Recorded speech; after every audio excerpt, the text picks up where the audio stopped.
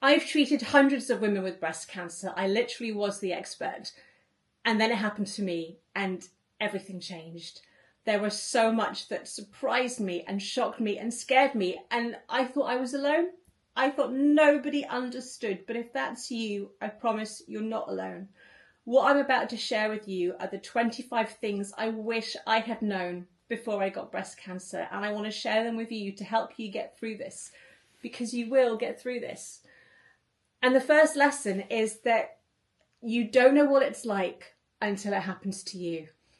I've sat in a clinic room and I have delivered the news to hundreds of people throughout my 20 years of training, and you get good at it and you take pride in doing it well. But until it is your turn, you have no idea of the impact of those words. And I found out in a slightly different way, because my mammogram is normal. I'm a consultant breast surgeon.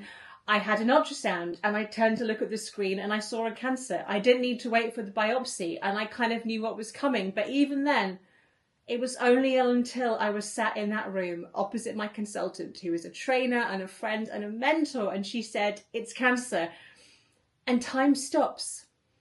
It's like everything froze, and I was no longer a confident breast cancer surgeon. I was a terrified woman in a sterile clinic room. And whilst I was waiting to find out that I did have cancer, even though I knew, I thought I'd be fine. I know everything there is to know. I will sail through it, and I could not have been more wrong. I read so many books trying to find out what it would be like to have chemotherapy, to have Tamoxifen, to have surgery, and I realised you can read as much as you like, but none of it relates to you, because we all go through our own unique journeys. And I hate the journey word, but it's true. You're not alone, but your experience will be unique. The second lesson is panic sets in. You don't go through it in a step-by-step process. There is panic and it happens immediately. And the nights I spent waiting to find out if I had cancer were the worst nights of my life. Googling at 3 o'clock in the morning, reading about people who've died of breast cancer, planning my funeral, thinking I can't plan more than 6 months ahead. I might not be here. I'm going to die. The panic was awful. And I just went into this crazy, who's going to look after me or the dog? I might lose my job. Will I have money? Will my husband still find me attractive if I lose my breast? All this panic. I was just like this anxious ball of stress. And that's normal, because nothing about cancer is rational, and you just have to ride it out.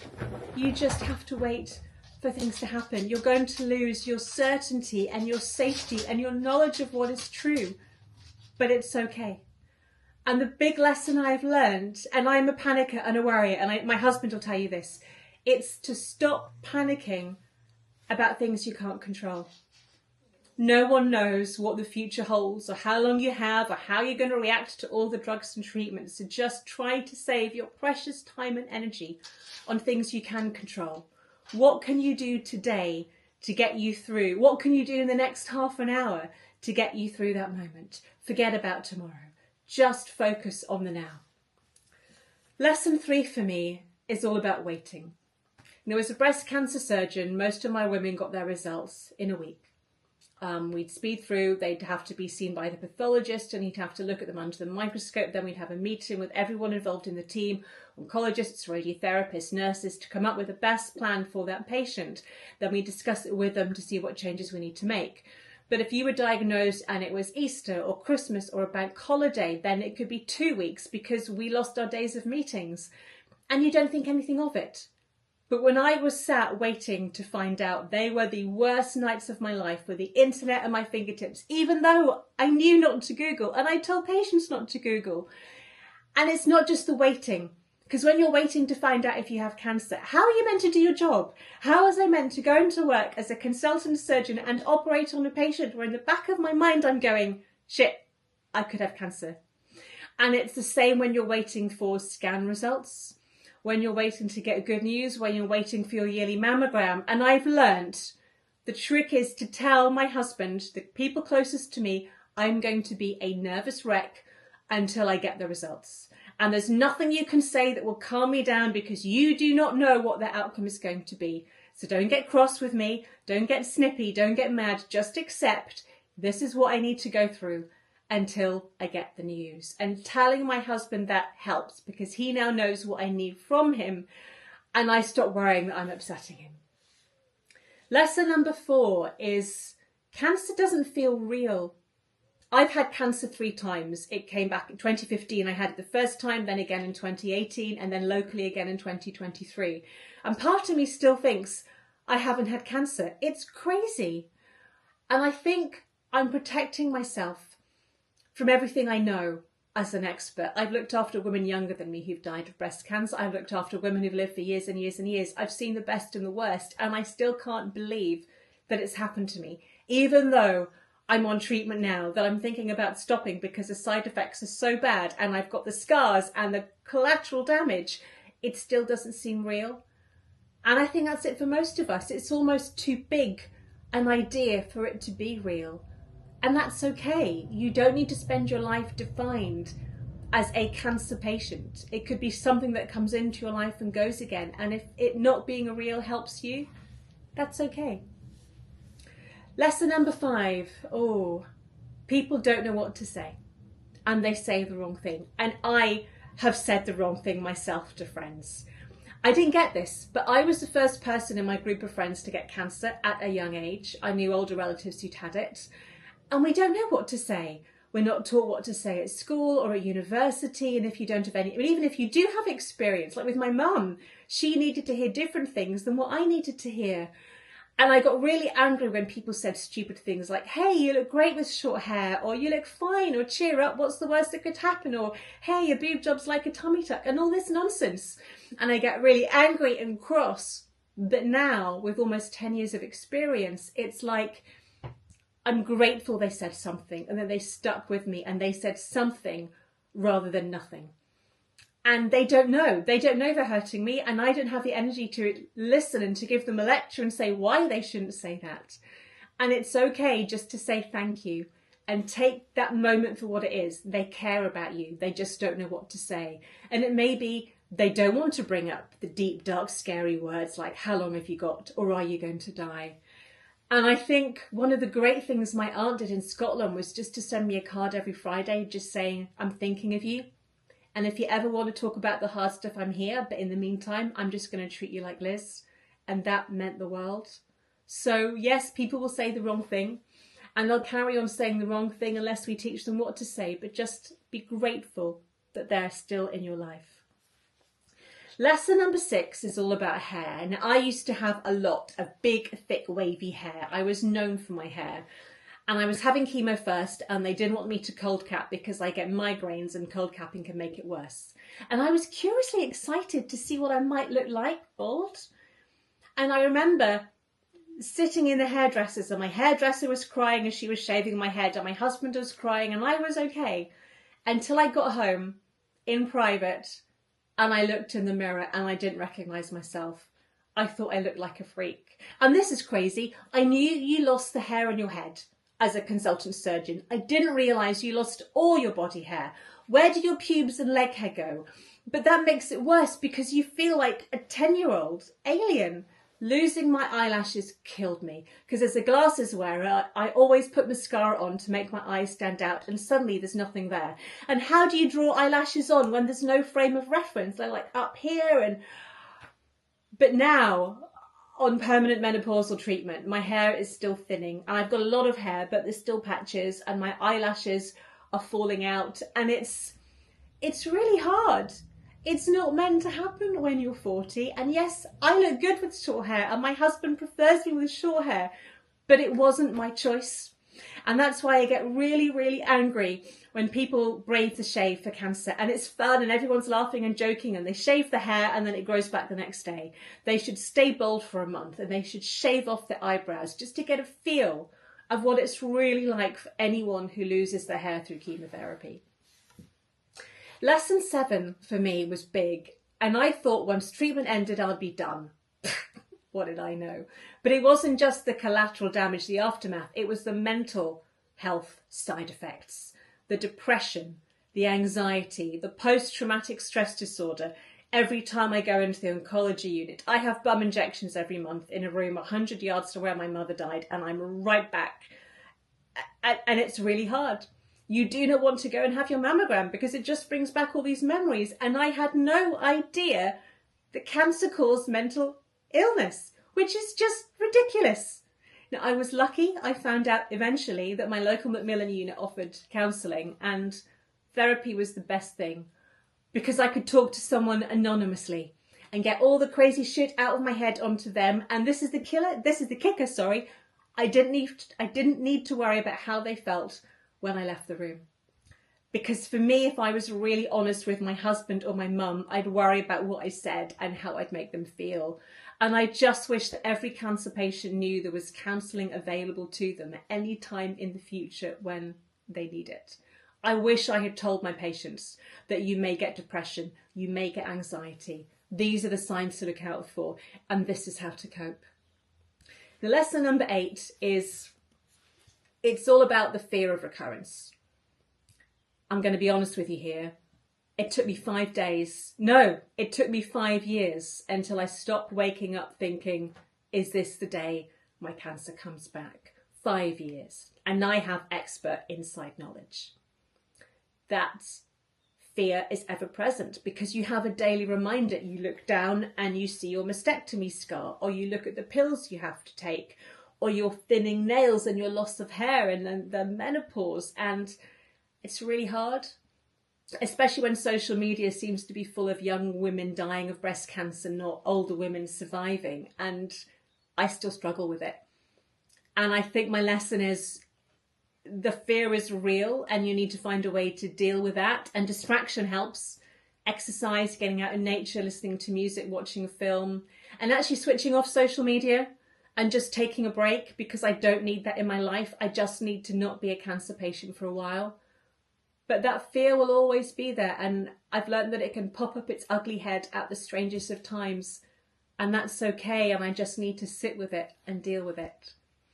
But lesson 9 is one thing I'm not very good at dealing with, and that is this loss of sex and intimacy thanks to breast cancer and the hormonal blockers. I had an implant at first, and radiotherapy made the implant become like a firm, tight tennis ball. It was painful. And then when I had my first recurrence, I had to go flat, and I would not let my husband look at me naked for 5 months because I hated how I looked. I didn't want to be touched. How could he possibly find me attractive? Because I didn't find myself attractive. I didn't know how to flirt anymore because I'd lost my long hair. I couldn't tuck it behind my ears or flutter my eyelashes because they'd gone. I couldn't flirt because flirting was wearing a low-cut bra with a cleavage, and I couldn't do that. And when you add in the menopause and the vaginal dryness and the loss of libido, and suddenly I find my husband attractive, but nothing physically works down there. And how do you explain it to your partner that you still fancy them, but your hormones don't work? And I've had so many women come and tell me that they wanted their husbands to divorce them and go and marry someone with 2 breasts and a libido to match. And I felt the same. You say the marriage vows for sickness and for health, but I did not want, my husband didn't sign up for this. I thought you don't need to stay with me, and he did, because he's incredible and I am so lucky. But when sex is such a vital part of people's relationships, and I'm going to be honest, I never told one of my patients how to cope with a damage to their sex life. I said they get a bit of vaginal dryness and it'll heal. Not heal, it'll settle down. Never gave them any help. And that's why I spend so much time talking and writing about how to get some form of penetrative sex or intercourse or intimacy back, because it's really hard. And that has to start with learning to like yourself. You have to learn to love your body again and accept what it can do for you and how it can make you feel, so you can let others love you. And you deserve that love. I deserve to be hugged and to be loved and to be touched, regardless of how I look or how I think I look or how I feel. And that's really, really important. Lesson number 10 is a carry on from number 9, and it's the menopause. Bloody hell. So my memory of my mum's menopause was her going into the supermarket every day, opening the freezer aisle to cool herself down. Didn't really know much about it. Didn't really pay attention at medical school because I was a surgeon. Chemotherapy, 2 weeks in, instant menopause. I thought I'd wet the bed. I felt water trickling down my inner bum cheek. It was a night sweat, and that was the end of a good night's sleep forever. the tossing and turning, the hot flushes, the stained mattresses with sweat, the separate duvets, you can't spoon anymore, but the brain fog on top of chemo fog, picking up my phone saying, what is this? It's the thing I call people on, but I cannot remember the name of my phone. The mood changes, oh God, the aches and pains and the joints, because estrogen's a natural lubricant. And again, as a consultant surgeon, I used to tell my ladies and the few gentlemen, you'll get a couple of months of hot flushes, but they'll generally settle down. Horse shit. I've had it for 10 years. I now know that exercise and cutting out alcohol can help, and talking therapies can help. And there are lots of other drugs outside of HRT that can help me cope, but it took time for me to get that knowledge to then share it with you. And a lot of the time I just grin and bear the hot flashes because I can't be asked to strip off. But every single breast surgeon and oncologist should tell their patients, these are the side effects of the hormonal blockers like Tamoxifen, and this is how you cope. There is help available, so ask. Don't put up with the menopause. There is help available. Lesson number 11. Oh, this is interesting. People expect you to go back to who you were. You know, treatment's over, back to normal, off we go. You know, you'll be back at work, working full time and doing this and doing that, and you're not the same person. You don't have the mental energy or the physical energy to go back to what you were. You might not want to. It might change you completely. And I am a very, very different person. I was introverted. I was very controlling. I was very shy. I would never stand on stage and talk about my sex life. I went back to work for a year between my first and my second diagnosis, and people didn't recognise me, but they expected me to do what I was. And it was really hard explaining, I'm different. I want different things. I need different things. I need to reassess my life and actually find out what's important to me and be selfish. And don't call me a survivor, and don't call me a fighter, and don't call me brave. This happened to me. It wasn't my choice. And again, in time, I can sit back and say, people expect that because they don't have any personal experience. They don't know what it's like for someone after cancer. A bit like most people assume that if you have stage 4 metastatic cancer, you are dying in a hospice. There are people running marathons and climbing mountains and living very full active lives with metastatic cancer. I could be dying of cancer right now and you wouldn't know. It's all how it's portrayed in the media. But I think it's just realising to accept that people don't know, and we have to be the ones to train them and say, I'm not who I was. Cancer has changed me, and you need to learn to accept that. So lesson number 12, this is going to make me cry. It's infertility. I got married quite late. I was 36, I think. God, I can't remember. Yeah, 36. And my husband was 46. And he had a daughter from his first marriage when he was in his 20s. We spent our first year of married life with me working at the Royal Marsden doing an oncoplastic fellowship, and he was up in Suffolk. And we hadn't decided whether we wanted children. I wanted just a couple of years of the two of us enjoying our selfish life before kids came along. And I was having chemotherapy first, and my oncologist is someone I'd worked with as a junior doctor. My husband was a doctor in the same hospital, and she was going through the side effects of chemo, and we went constipation, tick, diarrhea, tick, hair loss, tick, infertility. She said, chemo will switch your ovaries off and it could be permanent. Do you want to have children? And I looked at my husband and he looked at me, and we said, well, we hadn't really thought about it yet. And she said, well, because my cancer is big, at the time it was 5.5 centimetres, it's what we knew. It was actually 13. And it was sensitive to estrogen. She said she didn't want to take the risk of giving me IVF because of the chance it could make my cancer grow. So we'll accept that chemo will make you infertile. And then we moved on to another side effect. And the decision to decide whether to have children was done in public, in that consultation. And at that split second, I knew I desperately wanted to have a baby. And I couldn't. And it wasn't my choice. And that was 10 years ago. And even now, I mean, I'm blessed with step-grandchildren and nephews and nieces, and they're wonderful. And I love the children, and I love being able to play with them, and I love giving them back when they're naughty. But it's not the same as holding a baby in your arms. And me being the one to teach my child how to knit or sew or play football or ride a bike, and not having anyone to pass my life on to. And I know I can share my life with everyone else, but I just feel there's that bond that you have with your own child. And it's really hard. And even now I'm still having therapy to talk about how to process the grief for the child I could never have. And when Mum was dying, I'm going to talk about her in a bit. She found a baby grow that she knitted for me when she was pregnant with me, that she'd kept for me to dress my own child in. And that just, God, it killed me. It's really hard. And I think back to all the times I told young women that they had breast cancer and would need chemo. And I never had that infertility conversation. I never said, you need to think about this. Do you want children? Do you want to freeze your eggs? Think about the risks. So it wasn't out of the blue in that oncology consultation. It's really, really hard. Something I never knew would impact me. And there are other ways to be a mother.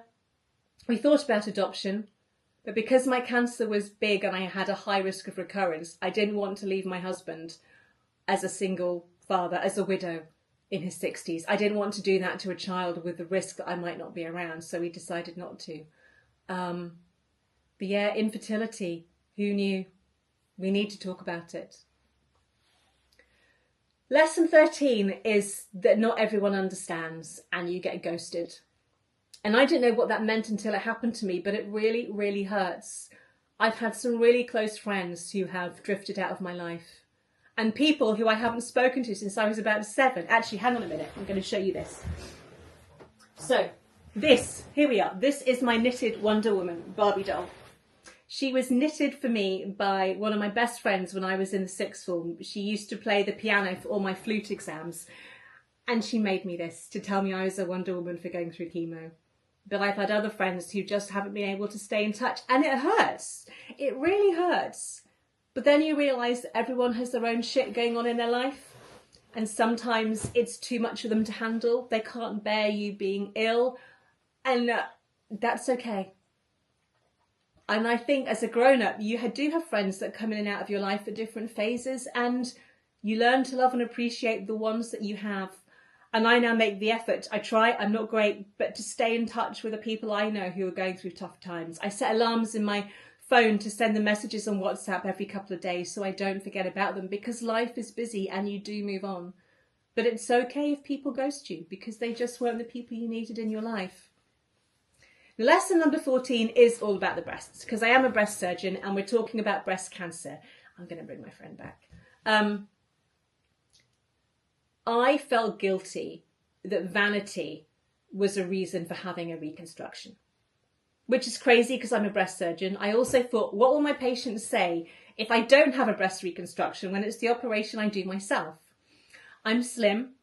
My only choice was to have an implant because I was never going to grow enough of a tummy to get enough fat to recreate a breast. But it didn't work and I had to go flat. At the time, I remember walking around my local department store crying, looking at all the pink bras that didn't go down to my bra size, wondering, and I couldn't wear a bra anyway after my mastectomy because I had chronic pain. So thinking, how am I going to dress to disguise my uni boob, and I'll be walking over hunched forever. And time is a great healer. And now I don't mind showing photos of me and my scar and being one-sided. But I have cleavage envy. So before breast cancer, this is funny, I used to go on the tube and I'd say, she's had boob job and she's had a boob job and her implants are really bad and I know who's done hers. And now I'm like, that's a really nice cleavage. I miss having a cleavage.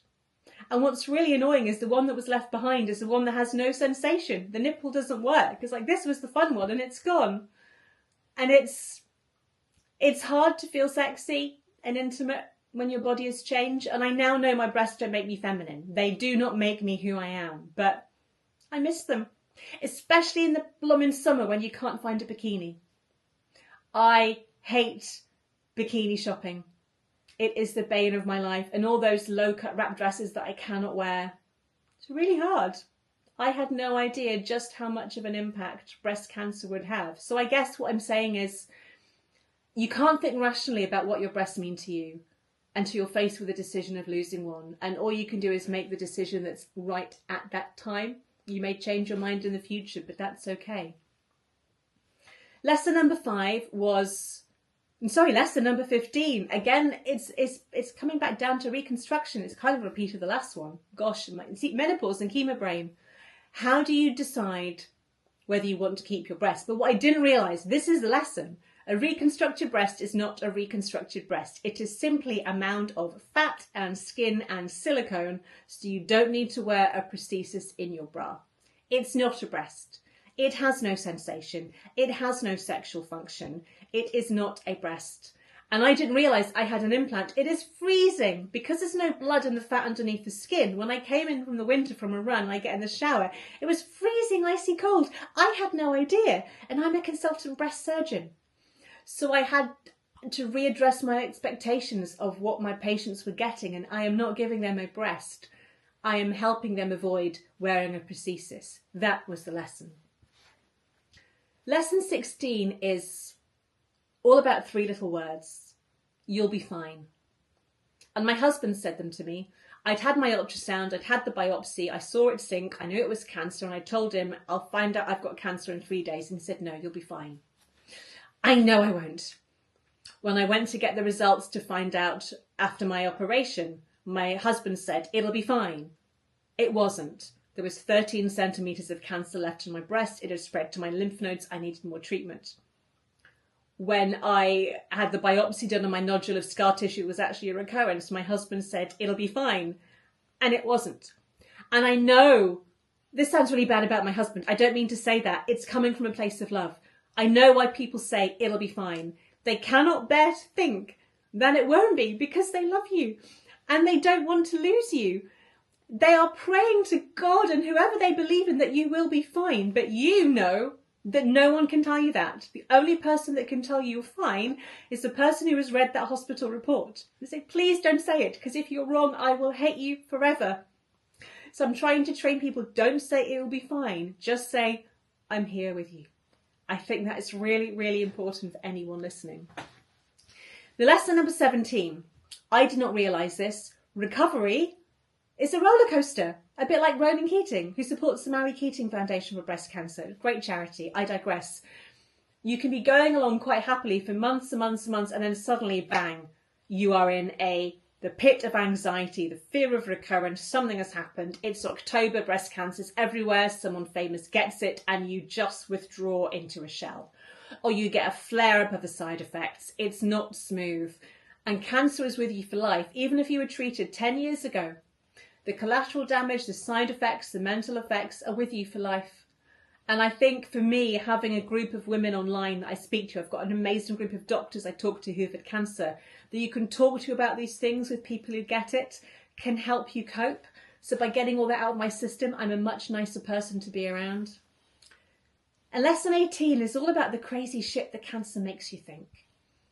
And one of the first things, and this makes no sense to me before as a surgeon, but as a patient, I was really close with an incredible young man called Ben who had melanoma, and he had a 95% chance of a cure, but it came back.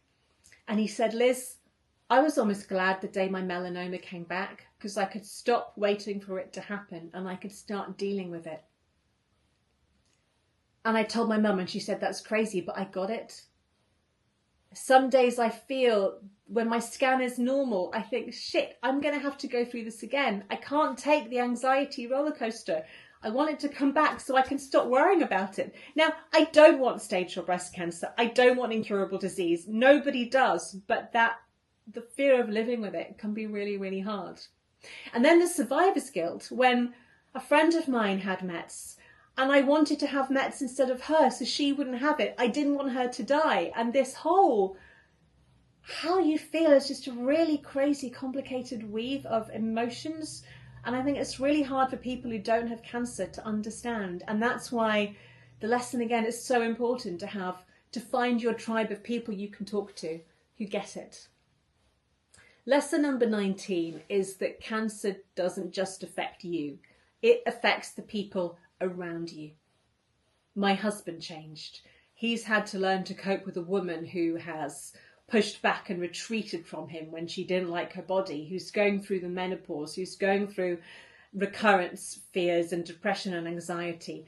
Friends have changed, parents changed, they don't know how to support you, they support you too much, they're not what you need. It's really, really hard, especially when you're in the middle and you see the impact of what this illness has had on your family, your children, your friends. It's really, really hard. I had no idea that cancer is all encompassing, and it's easy to take all the guilt and all the blame on yourself and think it's my fault. It's not. It is not your fault you got cancer. Major traumas in life affect everyone around them, and cancer is just another major trauma. But just knowing that it will affect other people you're close to, and it's not your fault, and then trying to step back and see it from their point of view instead of, oh my God, my husband's being really ratty and irrational, and actually maybe he's just scared I'm going to die. And that's the conversation we need to have rather than arguing, and trying to see it from their point of view might help.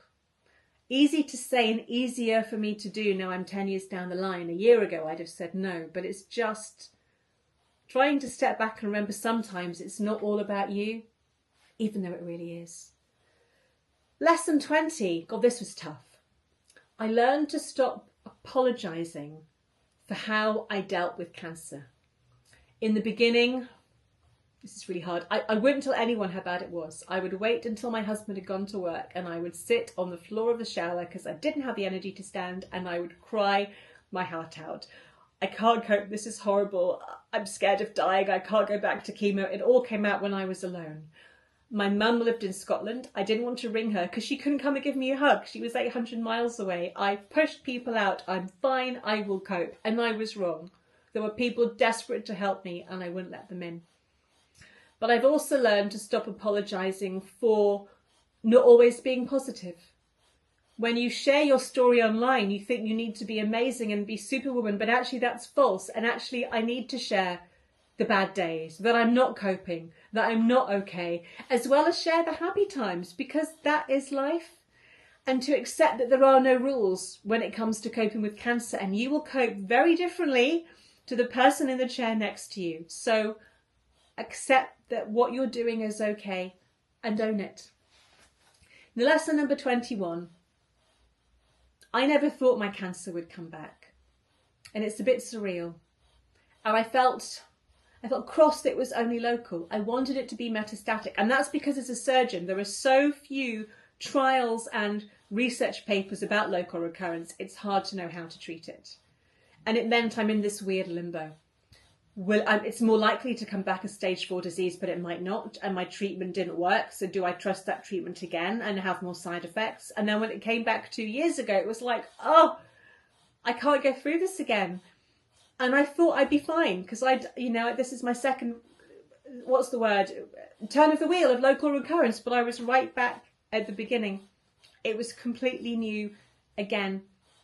And when people say, oh, you'll be fine, you've had this before, you'll just sail through. No, you won't. It's a completely different experience because I am a completely different person. And I've learned to stop, so it's my dog panting in the background. I've learned to stop judging myself and accept that I take every new diagnosis as it comes, and I may deal with it differently, but that's okay because I am a different person. Lesson 22. Oh, the new normal. What is the new normal? How is your new normal? How is the journey? I hate this. What is normal anyway? None of us are normal. We're all normal for us. There is no new normal. There's just new. There's before cancer, there's during treatment, and there's after cancer. And I hate having to justify, why, what's the new normal? This is what I'm like. It's wrong. It's just new. That's all it is. It's a change. And it's okay if your new is very, very different to the old. And it's okay if your new is very similar. Some people with breast cancer have an operation in a day. They go home. They work through radiotherapy. No one knows. Their life barely changes on the outside. Internally, it will. Other people have 1 or 2 years off work and never go back. Some people are diagnosed with Mets from the beginning. But it's not normal. Nothing about life after cancer is normal. There endeth the rant. Lesson number 23 is a lovely one, and it's you are going to help people without realizing it. And I'm a big believer in karma, and you pay things forward. I help someone and they then help someone and they then help someone. It's how I was as a junior doctor. And I think you will come into contact with people who've had breast cancer, and you will share little nuggets of your life, little bits of experience and tips, and they will pass them on. I remember before I started chemo, there was a lovely nurse in my husband's hospital, and she came round. She sat with me during my first chemo session because Dermot didn't know what to say. Dermot's my husband. And she brought me a bag of bubble bath and some lemon and ginger tea bags and some sweets to suck and some lip cream and some hand cream. And she said, this is what I wish I'd had when I started chemo. And then my bridesmaid sent me the Royal Marsden Cancer Cookbook. Brilliant book. Saved my marriage because I didn't know what to eat. And I then gave that as a chemo care package to someone else when I knew she was diagnosed. And these little things are just going to help people and share the love. And good can come out of a breast cancer diagnosis. It really, really can. I lost my job. I can't work as a surgeon anymore, but by talking and sharing my stories, I can continue to help hundreds, if not thousands of women. It's not the end of the world. Lesson number 24 might make me cry. And this is going to sound, well, it's not crazy. I was scared of dying. As a junior doctor, I was called to the crash calls where people rarely make it in hospital. I've lost people in an operating theatre where they've died, they've bled out, we can't save them, the cancer's too far gone. I don't get to see the peaceful, well-palliated deaths in hospital as a surgeon. And I was scared of dying. I remember, I'm not particularly religious, but one time after chemo, I just went to the hospital chapel and just sat and just tried to think and make sense of it all. And 2 years ago, no, 3 now, gosh, 2022, my mum broke her arm and was diagnosed with bone cancer, and she had her right arm, and she was right-handed, amputated. But sadly, she had METS, and she died 5 months later in the middle of palliative chemotherapy. It's why I'm now the patron of the Bone Cancer Research Trust. Rare cancers need more. But I saw mum die, and it wasn't comfortable and it wasn't peaceful for a variety of reasons. And that's really hard.